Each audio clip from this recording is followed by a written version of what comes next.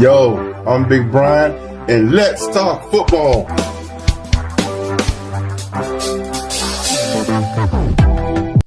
You hear that a lot of the responsibility did fall on you. I mean, caring for your grandmother oftentimes fell to you. You're lifting her. Most definitely. Around. I mean, at the end of the day, this is before home health care became home health care. And my grandfather would work shift yard work. He would work 9 to 7 or 7 to 11 and 3 to 11. And I would stay with my grandmother. She would call me in the middle of the night. I would get up, go grab a glass of water, come put a straw and let her drink some water, turn over on her side, put pillows on the side so she could be comfortable. Even if I had to change her, I would do it. And you're how old? I was probably 8 or 9. Man. Yeah. But it taught me a very, very valuable lesson. At the time, I couldn't really understand it, Joe, because I was like, why me?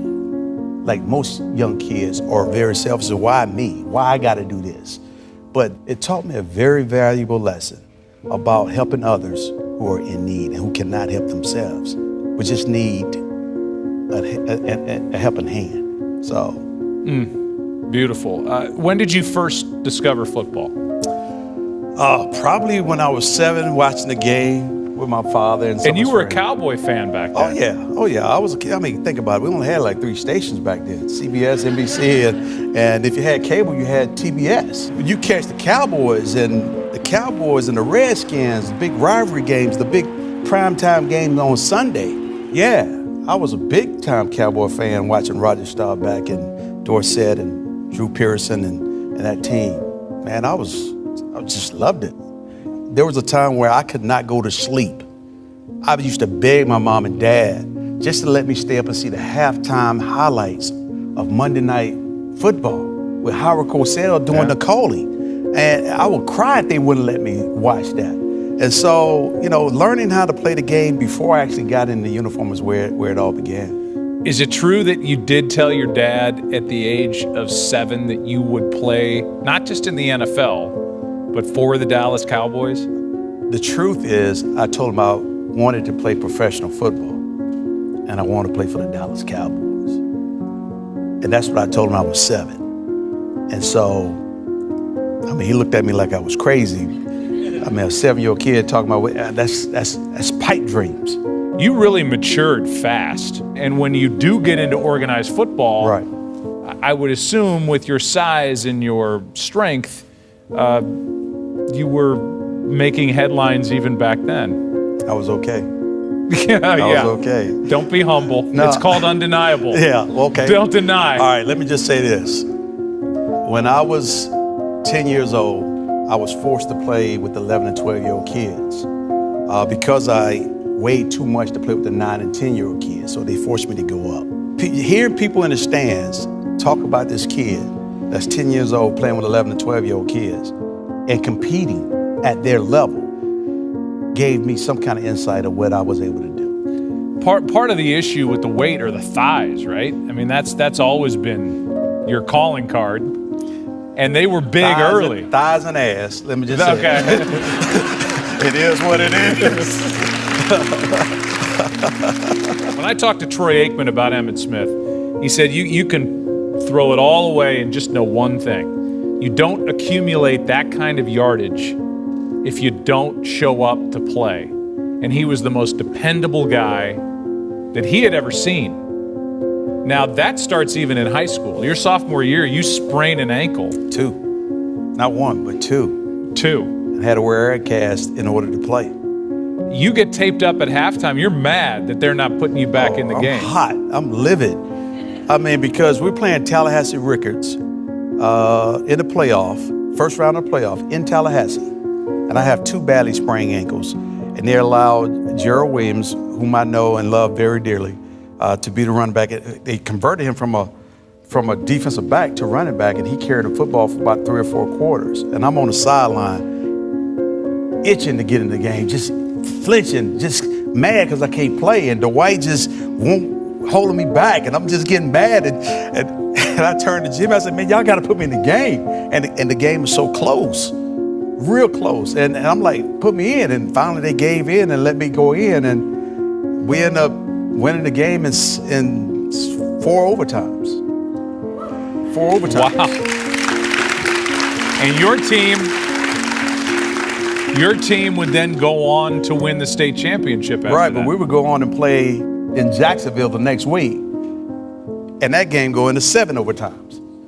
Oh, my God. 7 overtimes. And then from there we go on and we cruise from that point on. Your junior year, 2,918 yards. Did that happen? That happened.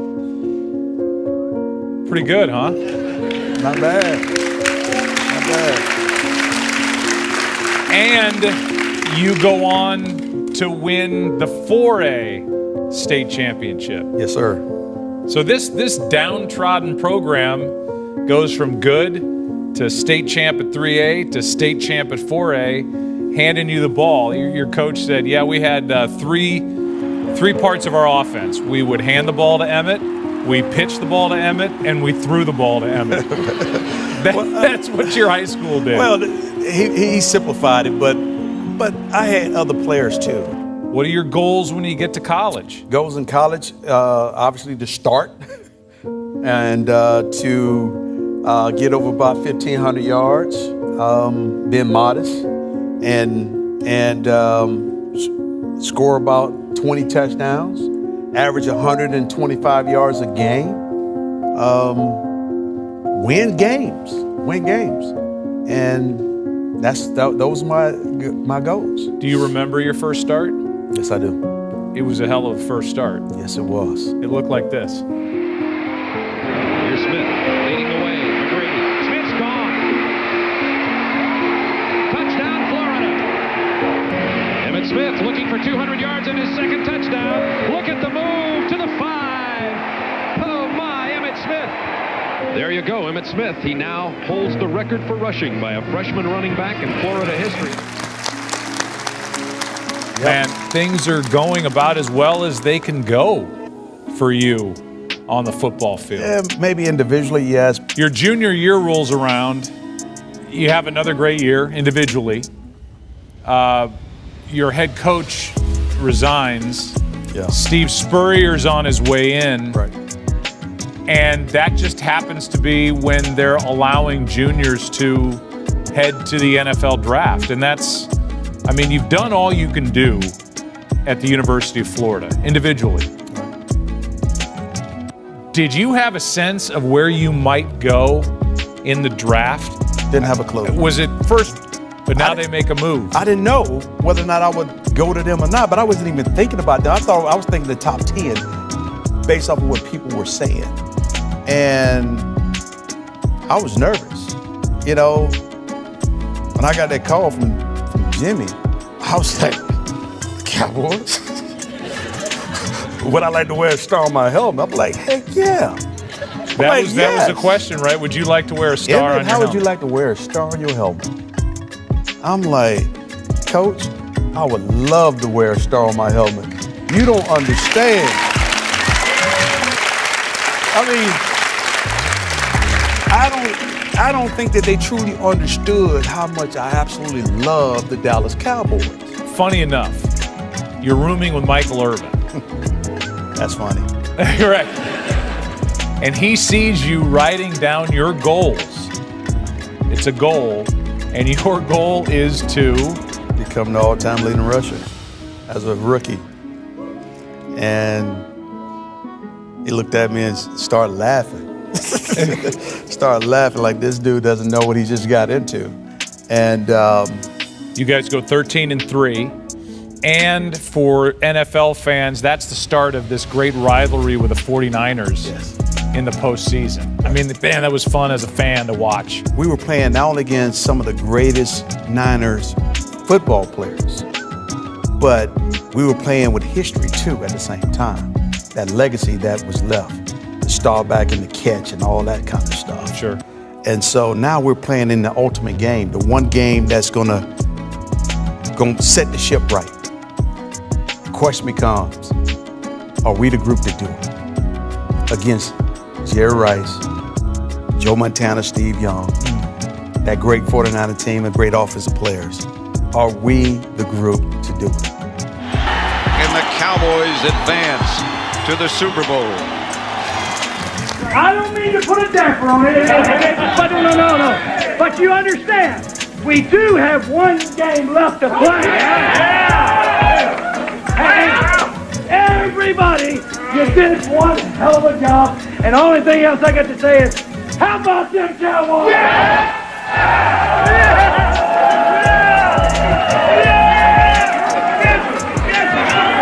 And so it was so overwhelming. I did not realize how overwhelming it was until I started to warm up, because my back got tight as if I was out of shape. Because the anxiety and the excitement of playing in your very first Super Bowl, knowing it can go either way, and knowing that you don't want to be that guy that make that first mistake or make the mistake that cost your team. 3rd and goal from the 10, and a draw to Smith. And he's in! What a run! Oh, my!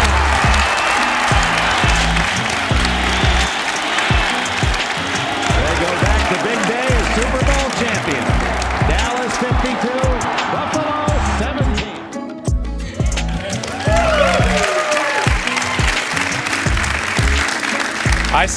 I see your chest pumping even here. What is that like to watch now? What did that feel like then? I mean, it's indescribable, really, it truly is, because I mean, it's one of those exhilarating moments where any person could probably have experienced this, like a child on Christmas morning, getting your toys that you always wanted to have. That's not a toy, but that is a reward for all of the hard work and sacrifice that you put in for years to play in the game like that. What'd your family, how'd they react? Oh, they were at the game just loving the moment just as much as I was. I mean, it felt great because you said when you were a rookie, you wrote down on that piece of paper, I want to be the all-time leading rusher in the history of the NFL. And with all these rushing titles, is that now becoming a little bit more in sight for you as the numbers start to pile up? Not quite, because I think at that time I'm probably over 10,000 yards or right at it, and it's still 6,000 yards away, which means at least if I'm averaging, 1,500 yards, or 3 seasons away. But I'm getting older. Team is not as strong as we once were. And so it's still a ways off, and it's not quite as clear as it needs to be. 2002, you enter the season with the rushing title right there on the horizon. Take us through what it's like with that goal, the goal that you wrote down as a rookie and Michael Irvin laughed at, to be the all-time leading rusher in the NFL. Well, going into the 2002 season, I really felt I had a chance to do it. For the first time, it really became real. Until then, Yeah, because it's still at that point, you still have to go through the process to get there. Because injury can come at any point in time, and no one knows. And I took one game at a time. And when that day came against Seattle, because I wanted to make sure that I had a chance to break it in Dallas, I was 96 yards away. And I said, this is it, because if I don't do it here, this day, we're going to be on the road for the next 2 weeks. And that's not going to be good. Emmitt Smith needs 10 yards now to break Walter Payton's all-time record.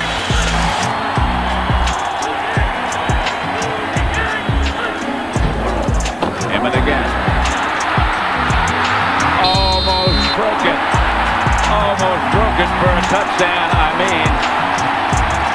has just become the NFL's all-time leading rusher. What a thrill to be a part of it. This make a place for Emmitt.